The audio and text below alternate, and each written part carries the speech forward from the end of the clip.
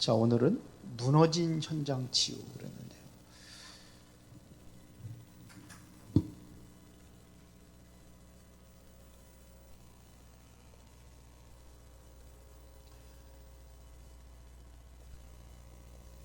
여기를 우리가 살려야 되거든요.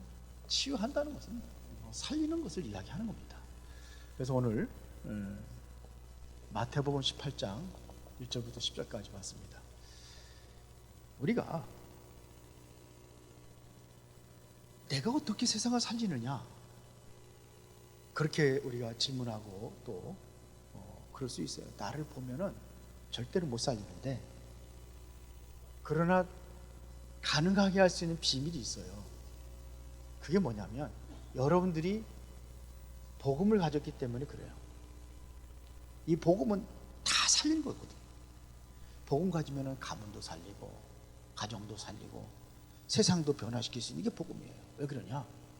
복음에는 이것이 뭐냐면 이 생명이 있기 때문에 그래요. 생명이 있어요. 그래서 마태복음 13장 33절에 보면은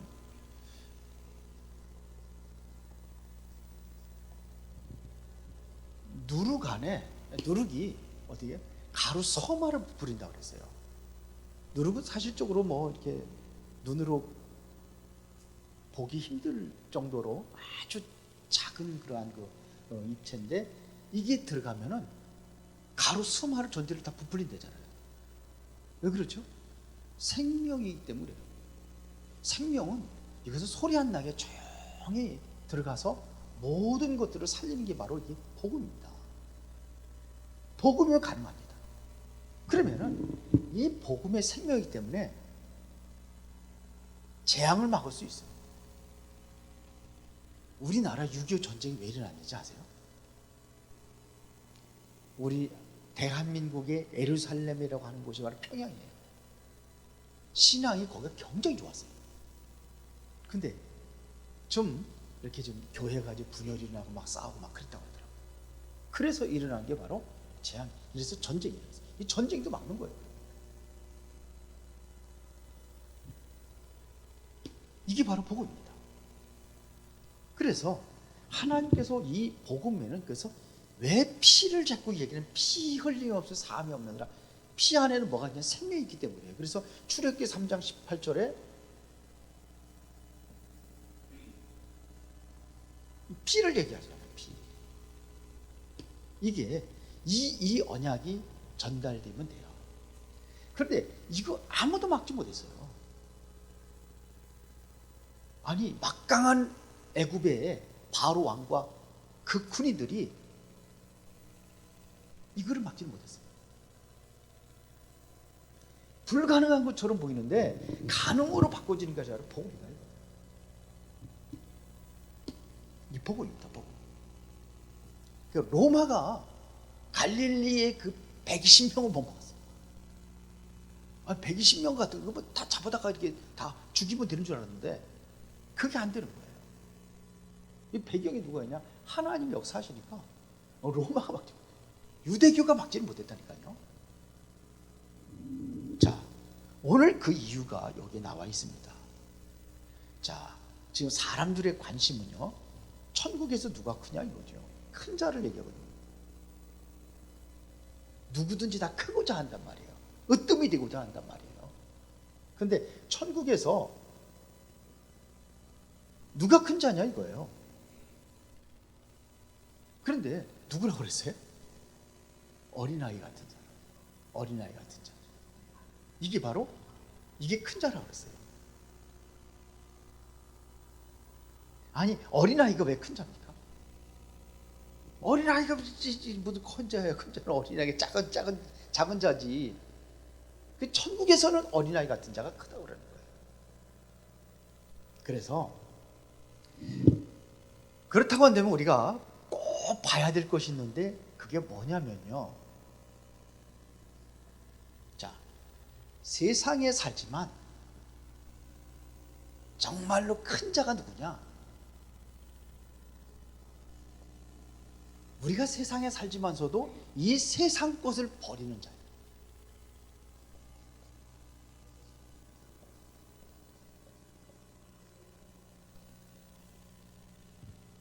세상 것을 버리는 자가 큰 자예요. 바울이 최고로 전도자로 최고로 지금도 존경받고 있고, 누구든지 전도자 그러면 바울을 키잖아요. 그런데 바울이 어떻게 그렇게 할 수 있던 비밀이 뭐냐 이거죠. 이거 버린 거예요. 세상 거 버렸어요. 버리라고 그랬더니 다 그냥 뭐 필요 없다는 게 아니잖아요. 세상 것보다도 복음이 우선이 되는 걸 얘기하는 거예요. 세상 것보다도 하나님이 우선이 되는 것을 얘기하는 거예요. 세상 것보다도 하나님의 말씀이 우선이 되는 것을 이야기하는 거지, 세상 것 딱 버리라는 게 아니잖아요. 그렇습니까? 이게 큰 자예요. 이러한 사람들이 승리할 수가 있다 이거예요. 약한 자가 승리할 수가 없어요. 강한 자가 승리하는 거죠. 이 사람들이 바로 강한 사람들이에요. 그러니까 이 사람들이 승리하는 겁니다. 그러니까 사람들은 자꾸 나를 높이려고 그래요.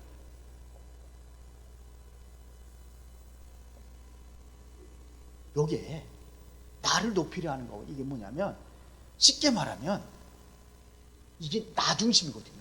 그게 뭡니까? 창세기 3장 아닙니까?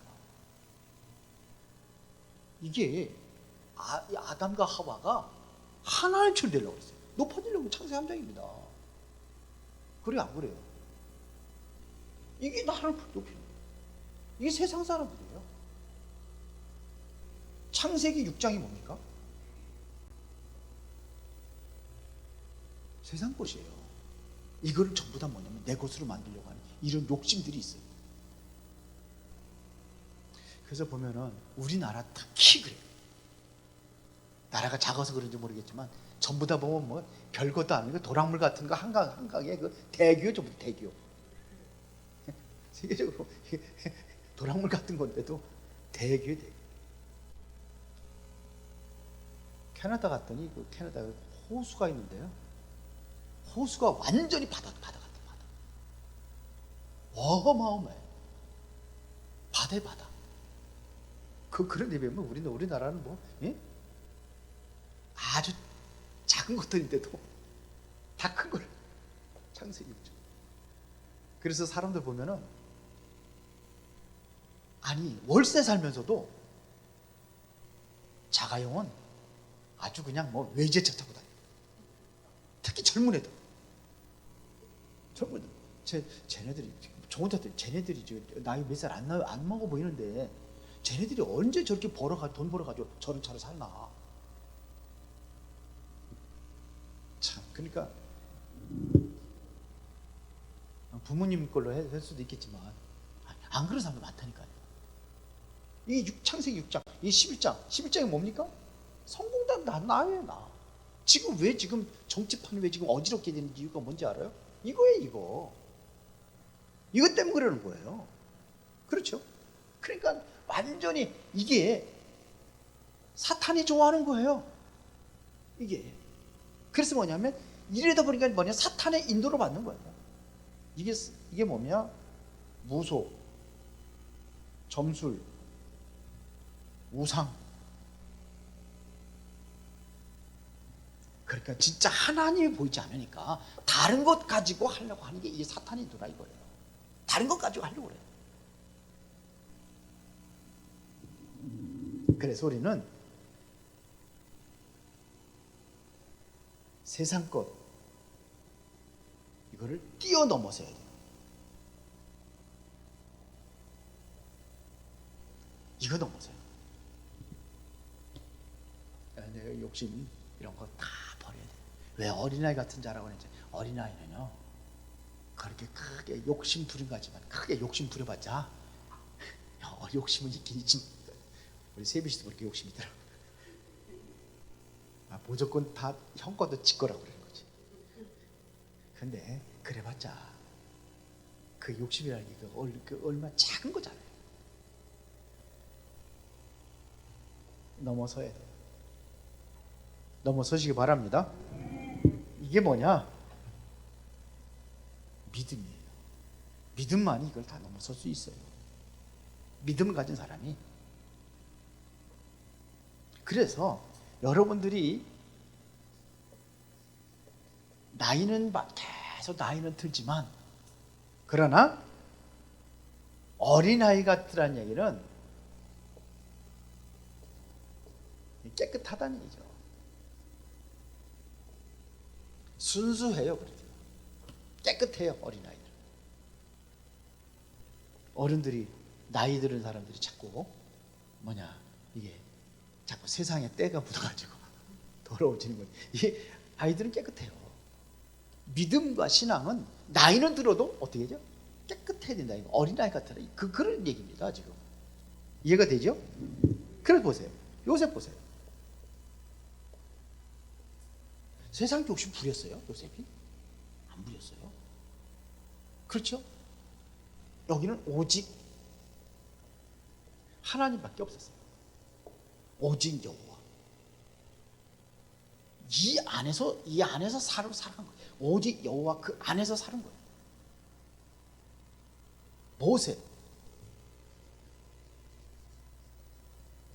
모세도 마찬가지입니다. 모세도 하나님만 바라봤어요.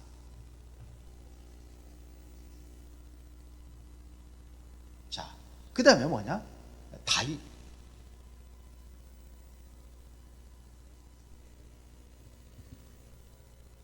다윗은 우리가 너무 잘 알잖아요. 어렸을 때부터 누구 바라봤어요? 하나님만 바라봤어요. 그래서 여호와가 나의 목자시다. 늘 하나님만 바라보고 살았어요. 하나님의 인도만 받는. 그러니까 하나님이 나의 목자라고까지 고백을 하면서 이렇게 바라보는 거예요. 이분들이 보면요, 굉장히 순수하고 깨끗해요. 신앙의 믿음의 사람들 보면 전부 다 그렇습니다. 히브리서 11장 여기에 이 믿음의 사람들 보면은 다 마찬가지입니다. 믿음의 영들 보면요, 이거 세상 것 이거 가지고 살지 않았어요. 정말 오직 믿음으로만 살았어요. 그래서 히브리서 11장 38절에 보니까 뭐라고 그랬습니까? 이 세상에 감당할 수 없다. 아니, 목숨까지도 아니 그냥 이 세상 것이 아니라 내 목숨까지도, 이것도 아끼지 않았으니까. 몸도 아끼지 않고 아무것도 아끼지 않고 이랬단 말입니다. 그러니까 아무것도 모르고 살아가는 얘기가 아니잖아요. 어린아이처럼 오직 여호와만 바라본 거예요. 이 사람들의 특징이 그래요. 하나님만 바라본 거예요. 초대교회 성도들이 하나님만 믿고 하나님만 바라본 결과가 뭐예요? 이 세상 로마까지 정복을 하잖아요. 이게 초대교회 성도들입니다. 순수한 믿음, 그런 믿음을 소유해야 될 줄 믿습니다. 우리 기존 교회에서 제일 많이 하는 게 뭔지 알아요? 회개예요. 그런데 30년, 우리 처음은 안 그랬거든요. 우리 교회. 제가 다락방 한 지는 한 25년 정도밖에 안 됐어요. 이제 중간에 이렇게 개척가 바로 한 건 아닌데, 근데 그 이후에 이제 쭉 했는데, 이 보혈 찬송이라든지 회개 찬송을 불러본 적이 별로 없어요. 많이 없어요. 요즘에 좀 많이 부르고 있는데 이걸 안 불렀어요. 가장 많이 부르는 게 보혈 찬송이거든요. 그리스도의 피. 근데 이걸 별로 안 불렀어요. 그래서 이제 요즘에는 이제 작년부터 좀 그렇게 보혈 찬송을 좀 우리가 지금 부르고 있는데 안 불렀어요. 찬송도 선별해서 몇 가지만 이렇게 계속 하고 그랬는데, 그래서 이게 내가 회개라는 것은 뭐냐면 순수한 믿음으로 가는 거예요. 그래야 이게 내가 성화되어 가는 거예요. 신학이 그래요. 신학이 그 성화 가는 거예요. 성화되어 가는 거예요. 내가 자꾸 나를 보살피고 나를 돌아보면서 나를 정결하게 순수한 믿음으로 가는 것이 이게 뭐냐, 성화로 가는 거예요. 그럼 뭐냐, 이제는 마지막에는 뭐냐, 영화에 단계, 성화를 거쳐서 영화로 가는 거예요. 그때는 이제 뭐 천국에 도달할 그 시간표가 되면 그렇게 돼야 되는 거예요. 이게 신앙은 점점 성숙해져 가야 되는 거예요. 근데 그게 지금 우리가 놓쳐버리고 있란 말입니다. 그러면은 이 땅의 삶이지만 우리는 뭐냐면, 우리는 항상 이 땅에 살고 있지만 우리는 하늘의 축복을 바라보고 여기에 대한 소망을 가지고 살아가는 거예요. 이게 우리가 가져야 될 소망이에요. 저는 이것을 산소망이라고. 이거를 누리는 거예요. 진짜로 하늘의 축복을 누리며 살아가는 거예요. 그 초대교회 성도들 그 이후에 굉장히 기독교에 박해가 있고 250년 동안 박해를 받았는데, 그때에 이 사람들이 막 그냥 뭐 유대인들이 막 학살, 뭐 600만씩 막 그냥 막 죽고 막 그랬잖아요. 뭐 2차 세계대전 때까지 막. 근데 이 사람들이요, 기독교를 벽에다가 이렇게 해서 저기 뭐냐, 평생 감옥에 살다 감옥에 죽잖아요. 글 써놓은 거 보면 뭐합니까? 하나님은 전혀 침묵하고 나를 돌아보지 않는 것 같이 그렇게 느껴졌지만, 그들은 하나님을 부인하지 않았어요. 그래도 하나님의 살아계신 것을 믿는다고 이렇게 고백의 글들이 있지, 거기서 좌절하고 난망하지 않았어요. 많은 사람들이 힘들고 어려우면 하나님 어디 계시냐고, 하나님 떠나잖아요. 그 욥의 처가 그랬잖아요. 하나님 어디냐, 저주하고 죽어라, 이리까지 했는데, 그러나 욥은 뭐예요? 이게 신앙이거든요. 믿음이거든요. 뭘 바라보냐면 하늘의 축복을 바라보고 살아가는 겁니다. 이게 믿음의 삶 전부 다 그랬습니다.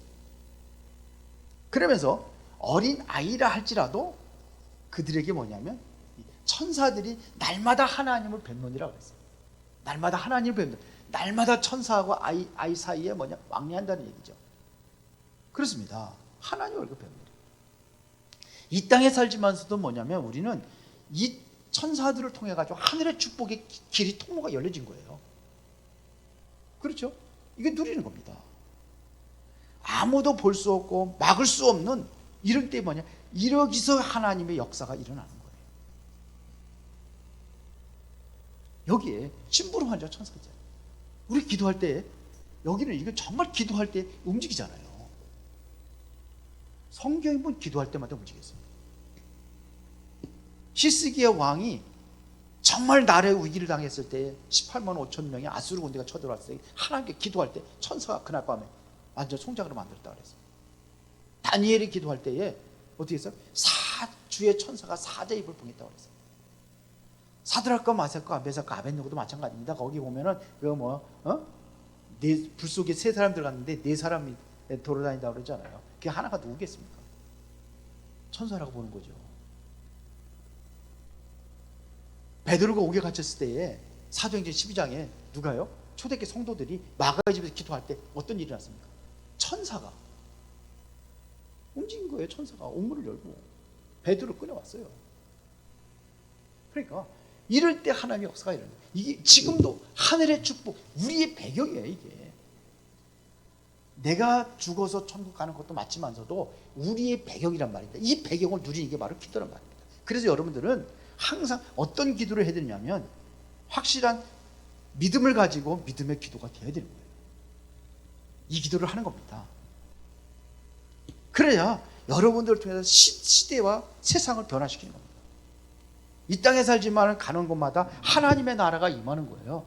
왜요? 흑암의 세력이 완전히 무너지면 하나님의 나라가 이루어진다고 그랬잖아요. 마태복음 12장 28절에. 그러면은 여기 5절에 보니까는 결론입니다. 예수님께서 말씀하신 거예요. 이 소자에게 하는 것이 바로 누구에게 하는 거냐? 예수님께 하는 것이다. 그렇죠? 내 이름을 이룬 어린 아이 하나를 영접하면 곧 나를 영접합니다 그랬어요.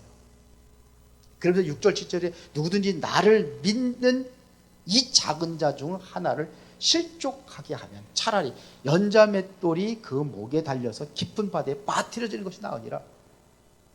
한 영혼을 실족케 할 적에 뭐가 있다는 얘기가 화가 있다는 얘기죠. 그러니까 여러분들은 뭐냐면 한 영혼을 실족케 하면 안 되는 거예요. 나 때문에 실족케 되면 안 되는 거예요, 다른 사람에게. 그래서 우리는 본이 되어야 되는 거예요. 아이들에게 본이 되고, 정말 기존 새가족들에게 본이 되어질 수 있는 것이 바로 이게 우리의 본분이에요. 실족케 하면은 얼마나 큰 화가 생깁니까? 연자맷돌이 뭔지 알죠? 연자맷돌이 뭔지 알죠? 엄청 큰 거잖아요. 큰 물레방앗간에 있는 그런 거 얘기하는 거 아니에요? 예, 소가돌. 예, 그렇죠. 엄청 크잖아요. 그건가 보다. 하여튼 어마어마한 큰 돌이잖아요. 그거에다가 목을 매가지고 바다에 물에다 빠지면 나올 사람이 있어요? 아니, 들지도 못하네 나는. 이걸 얘기하는 거지. 그러니까 한 영혼을 실족케 하지 말라.